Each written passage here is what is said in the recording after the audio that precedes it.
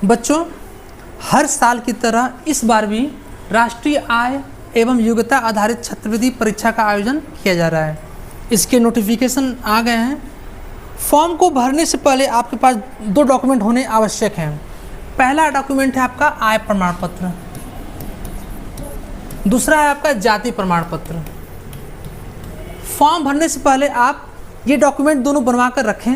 जब फॉर्म भरा जाएगा तो अब आप बहुत ही सरलता से फॉर्म को भर सकते हैं।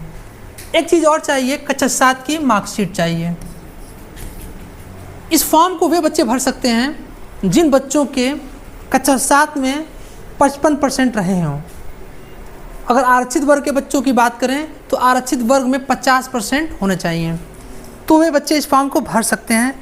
तथा इसकी एक और शर्त है कि बच्चा सरकारी स्कूल में पढ़ रहा हो। इसमें जो आय प्रमाण पत्र बनेगा, इसमें अभिभावक की जो इनकम होगी, यानी कि अभिभावक की जो आय होगी वह 3.5 लाख से ज़्यादा नहीं होनी चाहिए, तो ही इस फॉर्म को भर सकता है। अगर इसके सिलेबस की बात करें, राष्ट्रीय आय एवं योग्यता आधारित छात्रवृत्ति परीक्षा के सिलेबस की बात करें तो इसके सिलेबस को हम लोग 2 भागों में बांटकर समझ सकते हैं। पहले भाग में आपका सामान्य मानसिक योग्यता परीक्षण यानी कि रीजनिंग, इसके 90 प्रश्न आएंगे, यानी कि रीजनिंग से 90 प्रश्न आएंगे। जैसे कि इसमें कुछ टॉपिक्स हैं, इसमें आपके coding, decoding, blood relation, direction इत्यादि टॉपिक्स आएंगे। दूसरा है आपका शैक्षिक आधारित परीक्षा। शैक्षिक आधारित परीक्षा में आपके विषयगत प्रश्न पूछे जाते हैं, जैसे विज्ञान, सामाजिक विषय और गणित के क्वेश्चंस आएंगे। इसमें से विज्ञान से आपके 35 प्रश्न होंगे। कितने प्रश्न होंगे? 35। सामाजिक विज्ञान के भी 35 प्रश्न होंगे।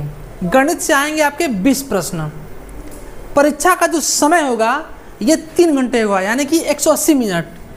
और इसमें कोई भी नेगेटिव मार्किंग नहीं है, यानी कि अगर आप किसी प्रश्न का उत्तर गलत दे देते हैं तो उस पर कोई भी नकारात्मक अंक आपको नहीं मिलेंगे।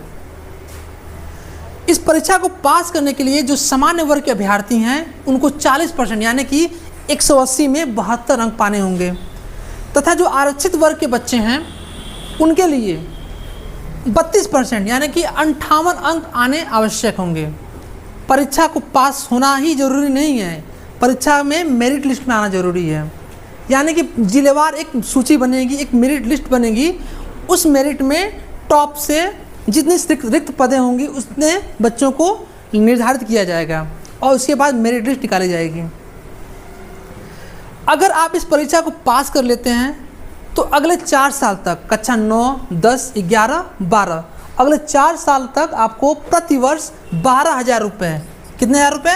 12,000। आपको प्रतिवर्ष 12,000 रुपये गवर्नमेंट की तरफ से दिए जाएंगे, बशर्ते कि आप जब नाम लिखवाएंगे 9 में जहाँ पे, तो गवर्नमेंट स्कूल में ही लिखवाना होगा। ठीक, ये लाभ केंद्रीय विद्यालय में, केंद्रीय विद्यालय के बच्चों को, नवोदय विद्यालय के बच्चों को नहीं मिलता है। ये आप स्थानीय सरकारी स्कूलों के बच्चों को ही ये लाभ मिलता है। ठीक है, तो आपके पास एक बहुत ही बड़ा अपॉर्चुनिटी है, मौका है कि इस परीक्षा को पास करके अगले 4 साल तक आप छात्रवृत्ति का लाभ उठा पाओ।